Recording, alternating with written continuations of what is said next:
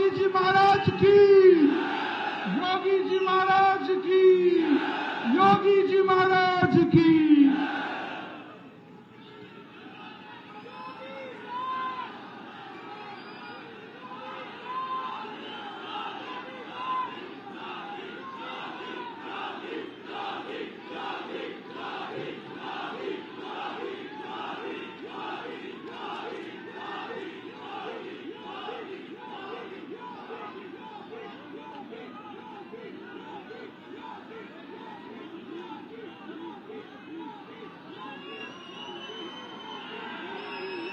जयकारा माता शेरावाली का,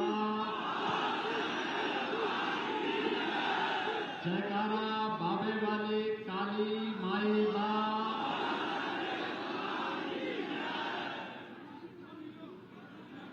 वीरता और विरासत की धरती रणवीर सिंह पुड़ा के आप सभी बहनों और भाइयों का मैं हृदय से अभिनंदन करते हुए इस पूरी धरा को जो महाराजा रणजीत सिंह जी की स्मृतियों को हम सबके सामने प्रस्तुत करती है, कोटि कोटि नमन करता हूं, आपका मैं अभिनंदन करता हूं। मंच पर उपस्थित भारतीय जनता पार्टी के कर्मठ और लोकप्रिय प्रदेश अध्यक्ष श्री रविंद्र रैना जी, लोकसभा के माननीय सांसद श्री जुगल किशोर शर्मा जी, प्रत्याशी Shri doctor Narendra Singh ji, professor भालूराम Bhagat ji, doctor Rajiv Kumar ji, पूर्व मंत्री श्री श्यामलाल चौधरी जी, पूर्व विधायक श्री अश्वनी शर्मा जी, भारतीय जनता पार्टी के जिला के अध्यक्ष सुनील दत्त शास्त्री जी, लंबाराम गांधी जी, पूर्व जिलाध्यक्ष श्री ब्रजेश्वर सिंह राणा जी, प्रदेश संत समाज के महामंत्री महंत राजेश गिरी जी, भारतीय जनता पार्टी के सभी पदाधिकारीगण और भारी संख्या में उपस्थित मेरे सभी उपस्थित बहनों और भाइयों, मैं अयोध्या प्रभु श्री राम की पावन धरा उत्तर प्रदेश से आप सबके बीच में अपील करने के लिए आया हूं। मोदी जी का एक संदेशा लेकर के आया हूं। बहनों और भाइयों, यह देश 1947 में आजाद हुआ था।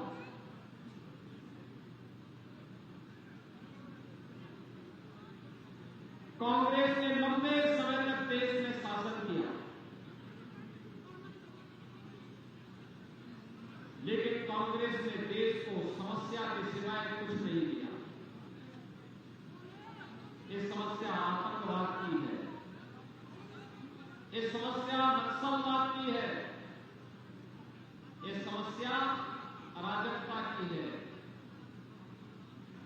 ये समस्या बेरोजगारी की है, भ्रष्टाचार की है, विभाजन की है।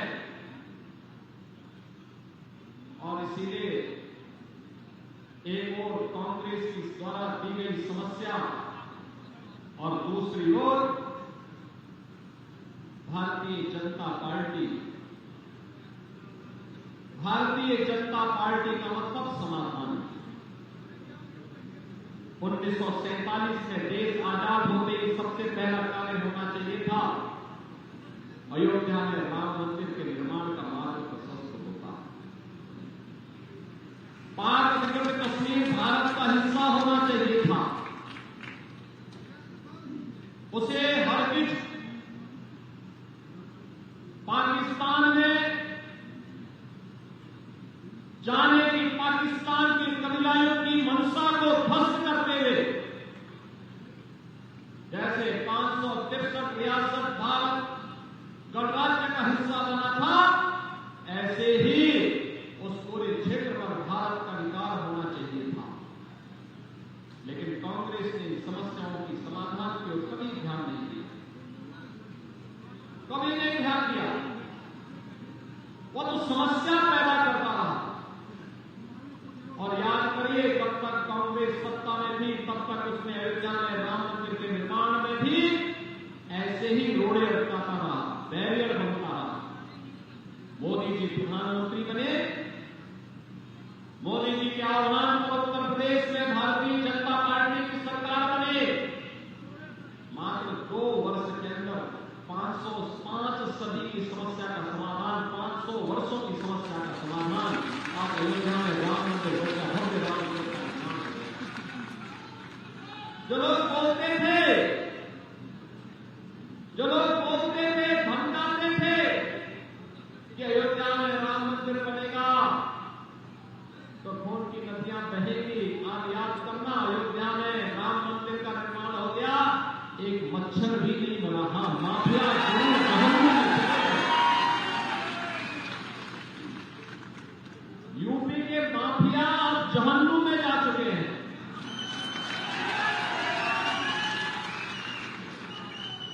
लेकिन सामान्य नागरिक का कोई बाल बाका नहीं कर सकता। बहनों और भाइयों, यही धमकी कांग्रेस और कांग्रेस के 2 जुड़वा भाई हैं, एक नेशनल कांफ्रेंस और एक पीडीपी।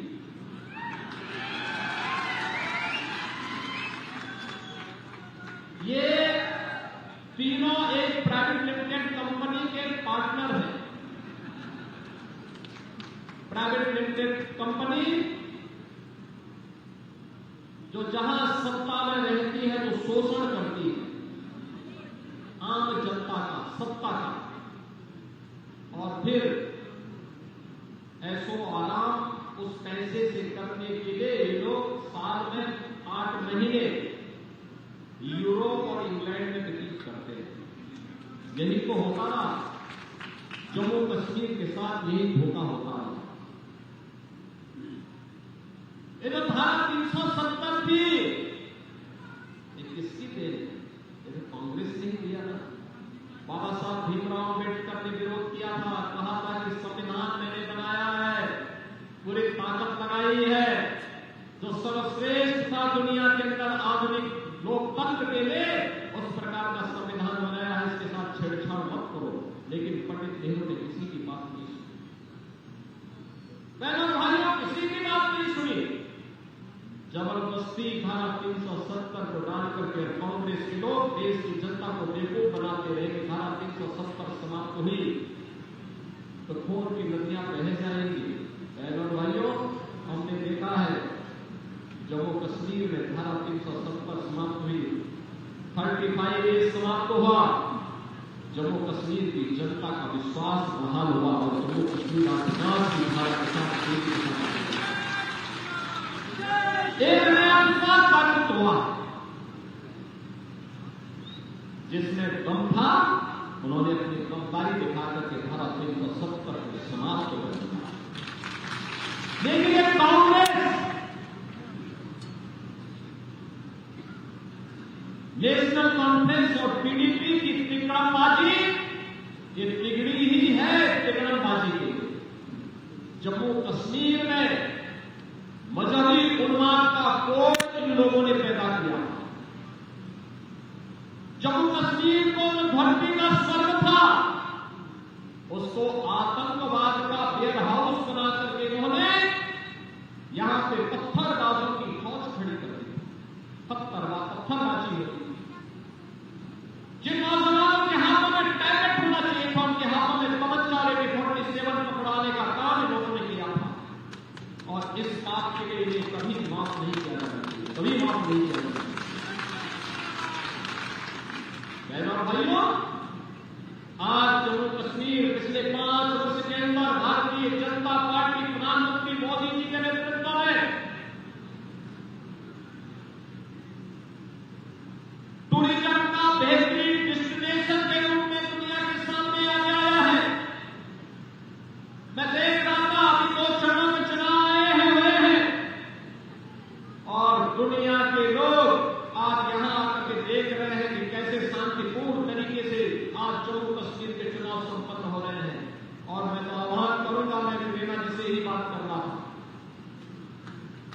भारतीय जनता पार्टी की सरकार जैसे ही जम्मू कश्मीर में बनेगी, बहनों और भाइयों, कोई देर नहीं लगने वाली, पाक अधिकृत कश्मीर धड़ाम से भारत के अंदर शामिल होगी।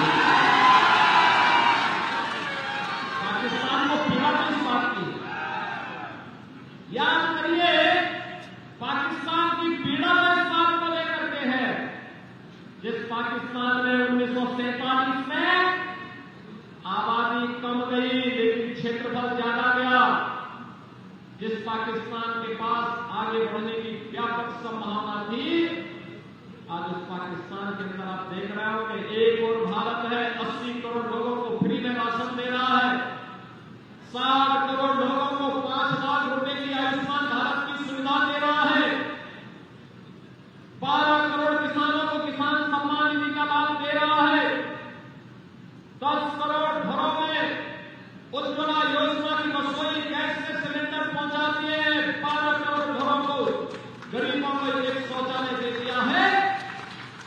और दूसरी तरफ पाकिस्तान है, 1 किलो आटा के लिए वहां पर छीना झपटी होती है, और वो छीना झपटी भी किस रूप में होती है, जैसे मोहल्लों के अंदर कुछ चीजों को रोटी के एक टुकड़े की लड़ते भी आप देखते हैं। कहां पहुंचाते हैं पाकिस्तान को? हिंदुस्तान में सबका साथ और सबके विकास के भाव के साथ योजनाओं का लाभ सबको, सुरक्षा सबको, लेकिन तुष्टीकरण किसी का नहीं। इस भाव के साथ एक भारत श्रेष्ठ भारत की परिकल्पना का महत्वपूर्ण भाग बन रहा है, धरती का स्वर्ग आज भारत के लोकतंत्र के महापर्व का साक्षी बन रहा है। पहले भाइयों, विकास, सुरक्षा और सुशासन के इस नए मॉडल के रूप में आज कश्मीर को आगे बढ़ाना है, और उसके लिए चुनाव में भारतीय जनता पार्टी आवश्यक है, क्योंकि भारतीय जनता पार्टी सुरक्षा की गारंटी भी है, विकास की गारंटी भी है, तो सुशासन की गारंटी भी है। जहां जहां पे भारतीय जनता पार्टी की सरकारें हैं, वहां वहां पर विकास का एक नया मॉडल आपको देखने को मिल रहा होगा। आज आप जाइए यूपी के अंदर, यूपी एक्सप्रेस वे बन रहे हैं, एयर कनेक्टिविटी बन रही है, वर्ल्ड क्लास यूनिवर्सिटीज का निर्माण हो रहा है,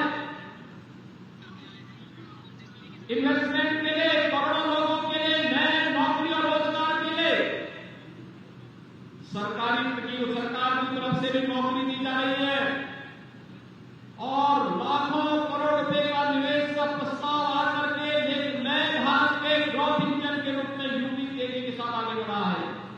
बहनों भाइयों, वे सभी संभावनाएं जम्मू कश्मीर के अंदर भी मौजूद है,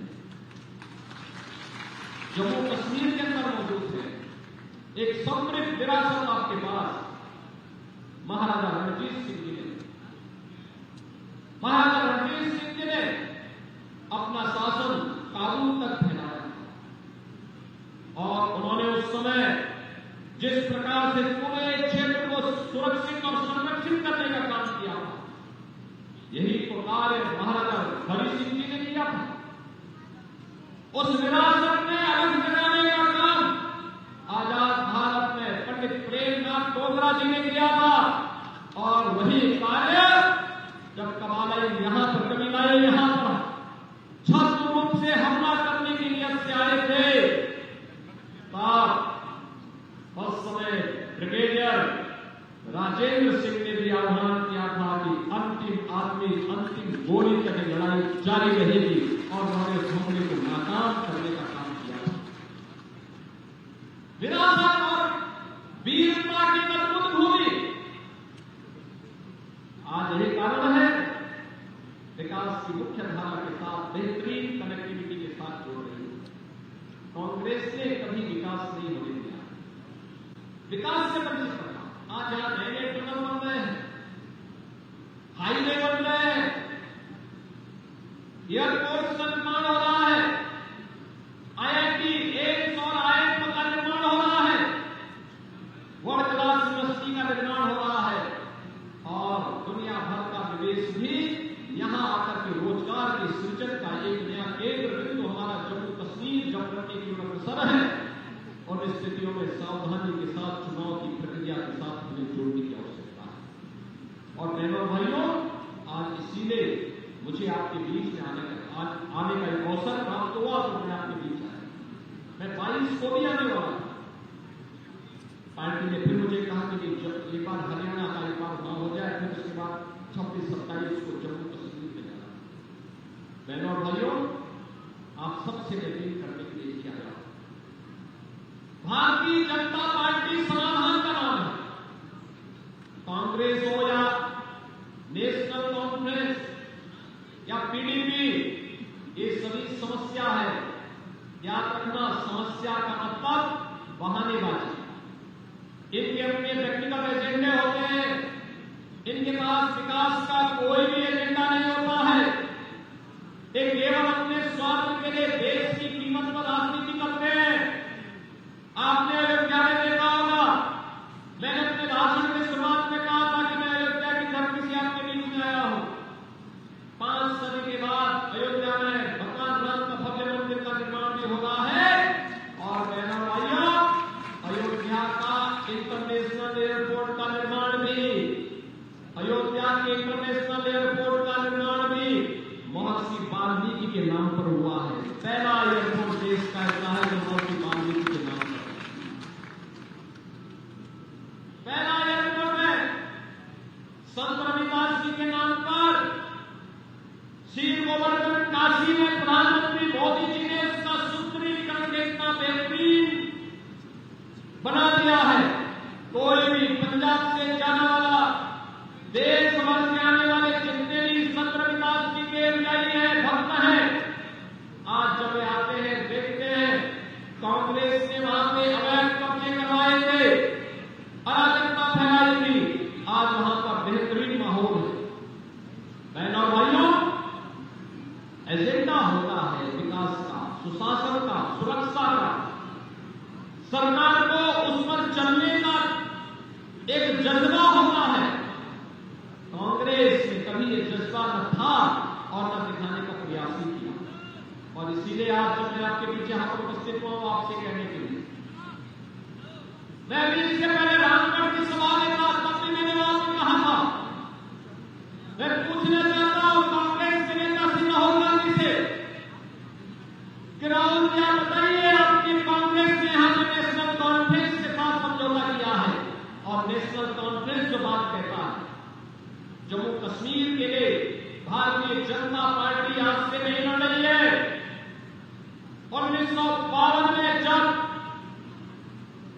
कांग्रेस की तत्कालीन सरकार ने भारत के संविधान में बाबा साहब भीमराव अम्बेडकर की मंशा के विरुद्ध धारा 370 को नापाक तरीके से डालने का काम कर किया था, तब से भारतीय जनसंघ और भारतीय जनता पार्टी इसका विरोध कर रही थी। एक नारा दी थी, पंडित डॉक्टर श्यामा प्रसाद मुखर्जी ने अपना बलिदान जम्मू कश्मीर में धारा 370 को हटाने के लिए ही किया था। और उन्होंने कहा था, एक देश में 2 प्रधान, 2 निशान और 2 विधान नहीं चलेंगे, नहीं चलेंगे। बहनों भाइयों, आपके पूर्वजों ने इसके लिए अपने आप को समर्पित किया था। उनका योगदान है आज जम्मू कश्मीर में धारा 370 को समाप्त करने के लिए प्रधानमंत्री मोदी जी ने कदम उठाए। और उसका परिणाम आज है, हम लोकतंत्र की, विकास की मुख्य धारा के साथ जुड़े हैं, जैसे देश के अंदर अन्य राज्य विकास की धारा के साथ जुड़कर के कार्य कर रहे हैं। और मैं पूछना चाहता हूं कि नेशनल कॉन्फ्रेंस ने कहा है कि अगर उसकी सरकार बनती है तो वह धारा 370 को पुनर्वापसी करेगी। क्या कांग्रेस नेशनल कॉन्फ्रेंस की घोषणा का समर्थन करता है? क्या कांग्रेस पाकिस्तान से यहां के नौजवानों की कीमत पर वार्ता करने का पक्षधर है? और क्या कांग्रेस जो जम्मू कश्मीर के लिए यहां पर आदि शंकराचार्य की स्मृतियों को जीवंत बनाने वाला शंकराचार्य पर्वत है, जो नेशनल कॉन्फ्रेंस ने घोषणा कर दी है कि इसे तख्ते सुलेमान के रूप में और महाराजा हरि सिंह के नाम पर हरि पर्वत को कोई एक मार्ग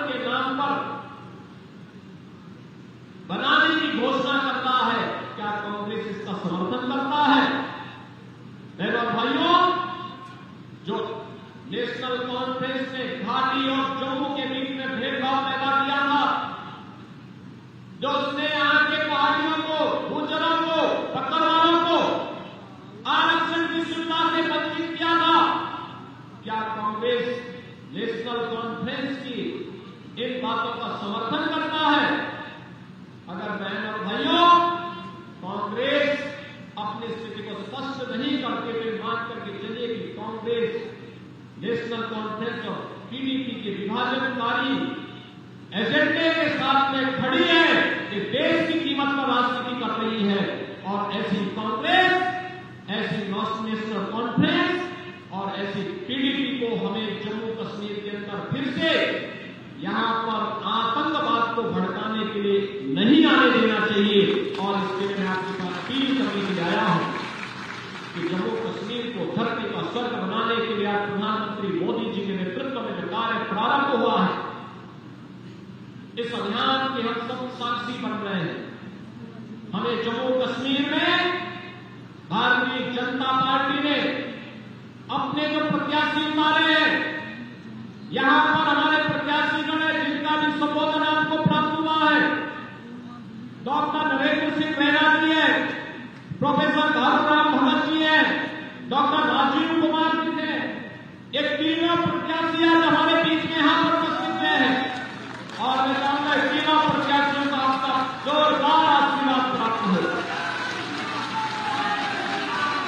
तीनों प्रत्याशियों का आपका पूरा आशीर्वाद में प्राप्त हो, और इसके लिए मैं आपसे यही आह्वान करूंगा कि जम्मू कश्मीर में शांति और सौहार्द के लिए, विकास, सुरक्षा और सुशासन के लिए जम्मू कश्मीर के अंदर भारतीय जनता पार्टी के एक एक प्रत्याशी को कमल चुनाव चिन्ह पर विजयी बना करके जम्मू कश्मीर को विकास और राष्ट्रवाद की मुख्य धारा के साथ जोड़ने के लिए आप सब बनेंगे। इसी विश्वास के साथ भारतीय जनता पार्टी के इन तीनों प्रत्याशियों को भारी बहुमत से विजयी बनाने की अपील आपसे करते हुए वाणी को देता हूं विराम। मेरे साथ बोलेंगे जय श्री राम।